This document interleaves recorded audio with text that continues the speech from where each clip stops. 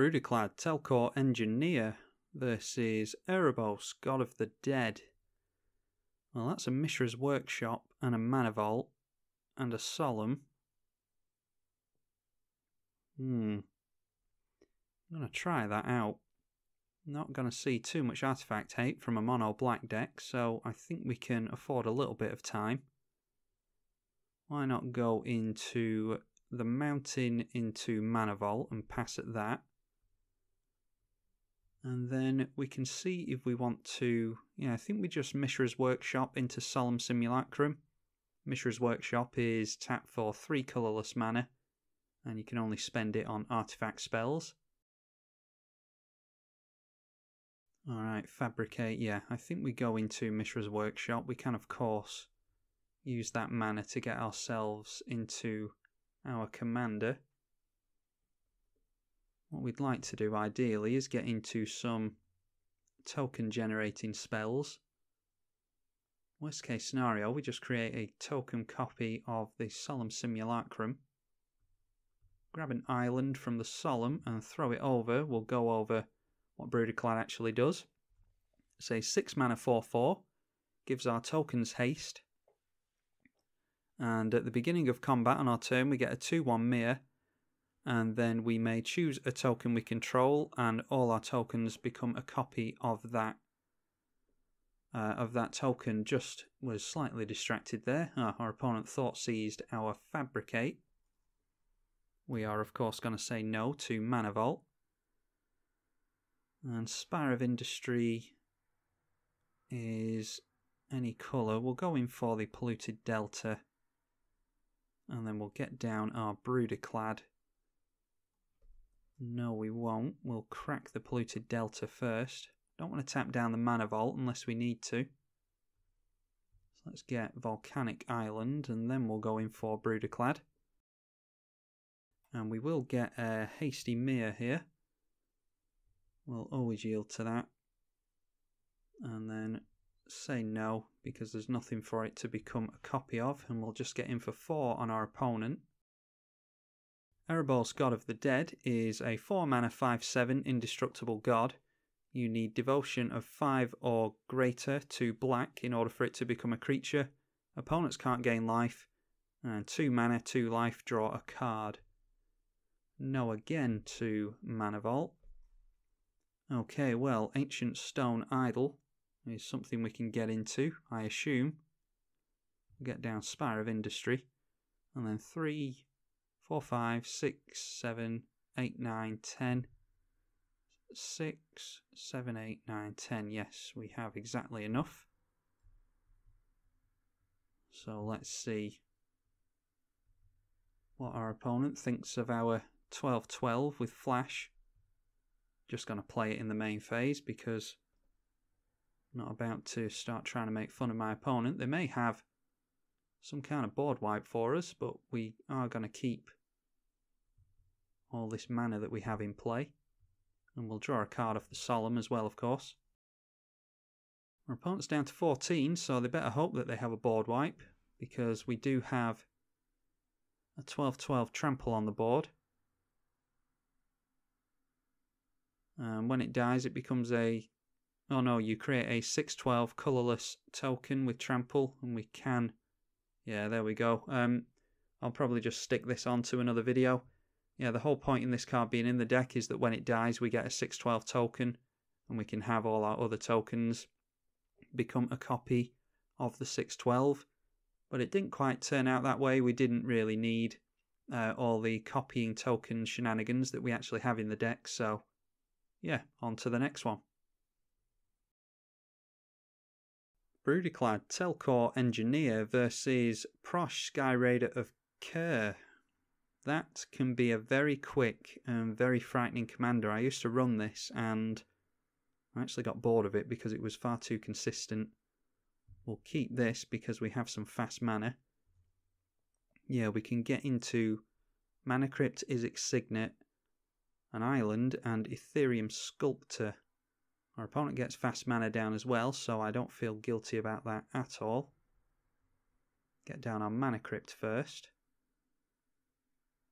Then we get down Izzet Signet, an island so that we can throw that mana into the Signet, get down Ethereum Sculptor, and we'll throw the turn over to our opponent. I think we're getting down Fairy Artisans next, so that when our opponent does play a creature, we get a copy of it. They're not necessarily going to play a creature anytime soon. I think Prossh is more aimed at getting Prossh down and swinging in for commander damage on your opponent.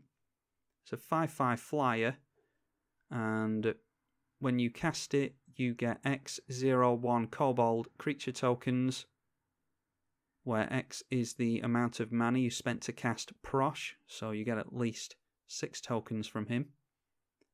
Then sacrifice another creature, and it gets +1/+0 until the end of the turn. So we are off to the races here. We really need to get a win down as fast as we can when we're up against Prossh. Okay, Loyal Apprentice. How much mana do we have? 1, 2, 3, 4, and 5. We can't get down Siege Gang Commander.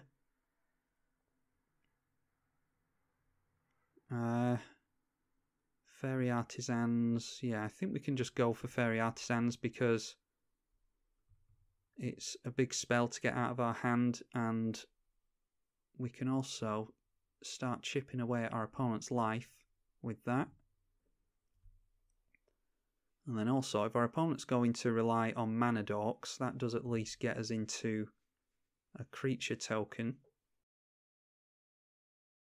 Well, there we go. We get ourselves a Bloom Tender. So that's more mana for us next turn. Unfortunately, isn't a source of red mana. We could get down Goblin Instigator, and then it would be a source of red mana, but we need to, of course, use red mana to get that down. Oh, but there we go. We get into a volcanic island anyway. Seems as though our opponent is struggling on mana outside of their mana dorks.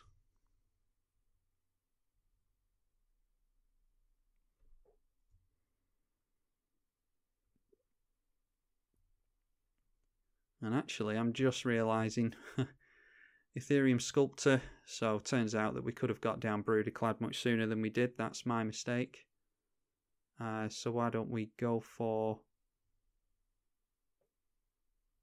Yeah, we'll go for Goblin Instigator. Do we want to go for Goblin Instigate? Well, actually, we can do Loyal Apprentice. At the beginning of combat, we get a 1/1 Thopter from that. And then Goblin Instigator enters with a red Goblin token. And now we can turn that Bloom Tender into a different creature.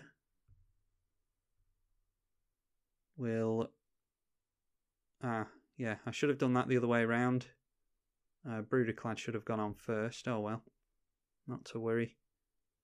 We'll make all of these into Mere tokens, and then the Thopter will enter after that trigger. That's why I should have done it the other way around. It's 1 less damage to worry about anyway.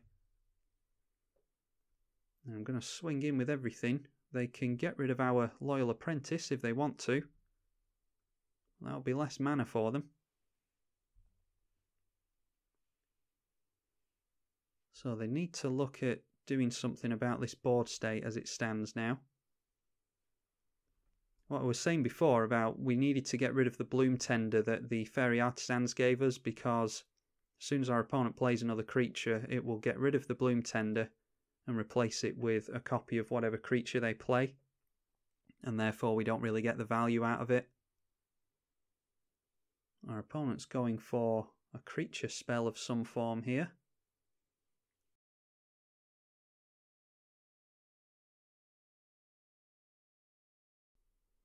Okay, our opponent seemed to have a lot of difficulty tapping down their mana for Prossh there, but managed it eventually.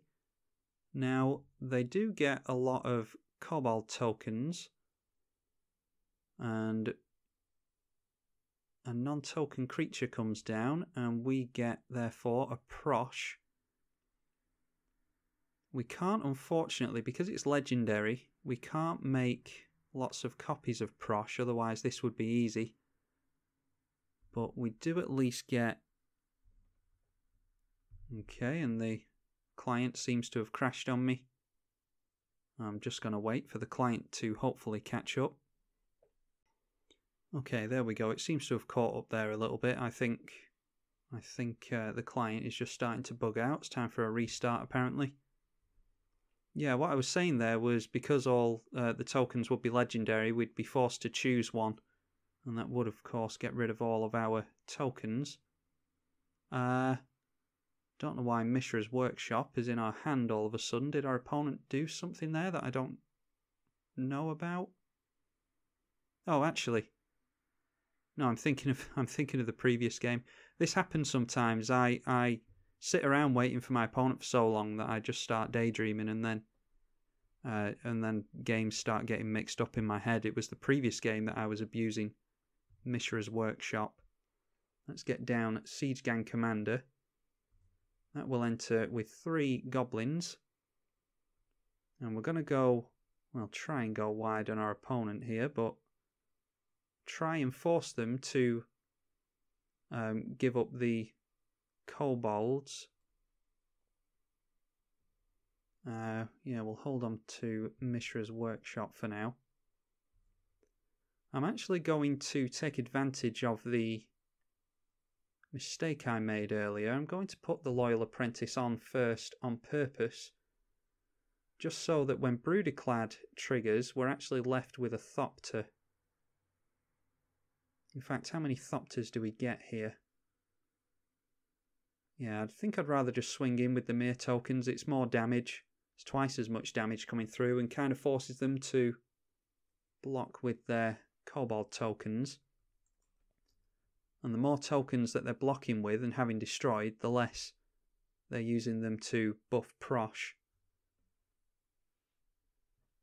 But they could have something like a Berserk in hand and just get a win off on us next turn, but I want to at least try and hold up a chump blocker from the Loyal Apprentice.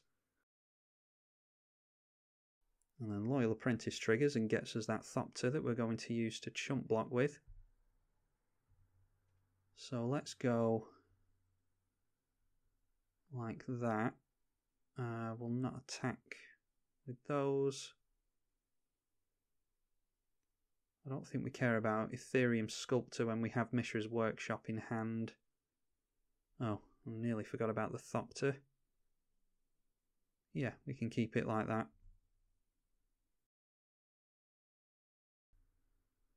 Alright, well our opponent is opting to keep their kobold tokens. I'm not sure how much damage this is. Perhaps should have swung in with everything.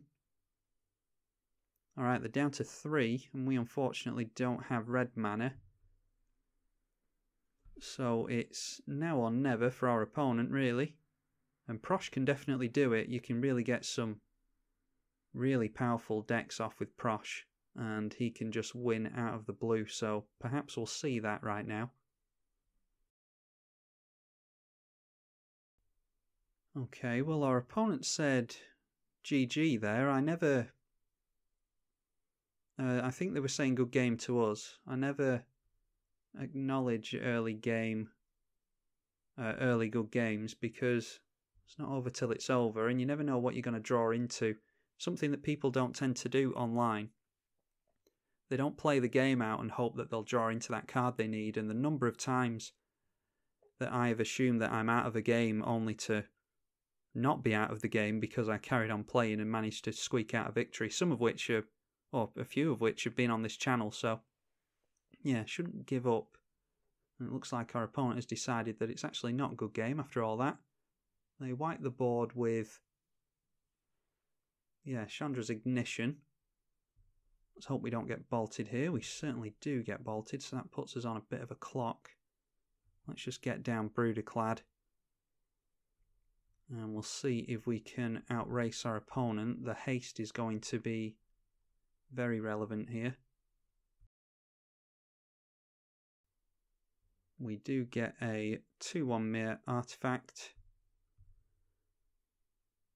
And we go through to the attack phase, we deal 2 to our opponent, and then hopefully we can go wide on our opponent next turn, but and we might as well play out the Mana Vault.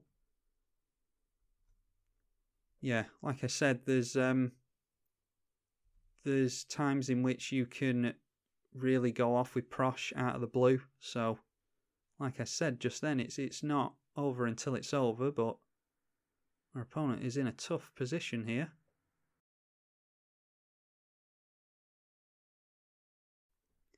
Yeah, our opponent has just said there that they, well, why don't I just bring it up? They said that they thought it was a good game because we were going to copy Prossh multiple times, but like I've already been over, it is legendary, so they actually, we couldn't do that because we would only be able to keep one copy of the Prossh. Going in for Diabolic Intent here, not sure what they can get into. Don't think they can Toxic Deluge. Well, they certainly can't Toxic Deluge with one life. So I've been intrigued to see what they can get here. I don't think that there's a 2-mana spell that can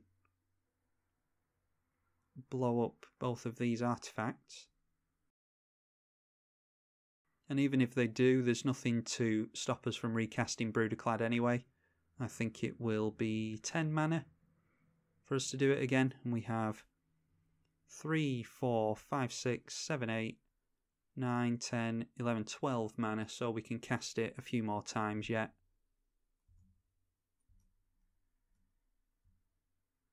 No, and our opponent said something to us. I'm guessing that was the concession and the good game message. Yeah, no idea what they searched for and couldn't see the message because it just kicked us out of the game, as you saw. But yeah, that is Brudiclad. That's exactly what we want to do. So hopefully you enjoyed these 2 games. I'm going to stitch one onto the front of this, and I will see all of you in the next one. I'm Tribalkai on the EDH channel. Thank you for watching.